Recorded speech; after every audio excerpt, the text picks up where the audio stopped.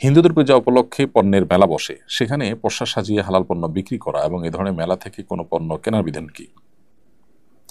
এরকম মেলা যাওয়া, যে মেলাটা কোনো শিরক উপলক্ষে হয়েছে, সেখানে যাওয়া এবং সেখানে দোকান দেওয়া, এটা জায়েজ কাম নয়।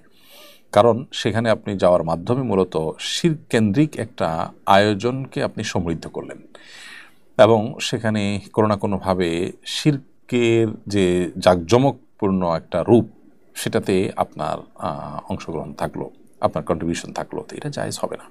এই জিনিসটার উপর আমাদের খুব বেশি সতর্ক থাকা উচিত।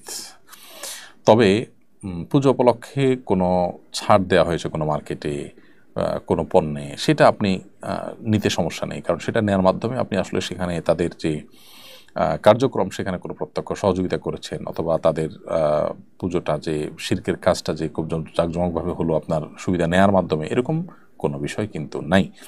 বিধায় মেলায় গিয়ে মেলাকে জমজমাট করা এক জিনিস, আর এমনি সাধারণ দোকান থেকে পুজো উপলক্ষে ছাড় পেয়েছেন, সেটা নিয়েছেন, সেটা কিন্তু আরেক জিনিস।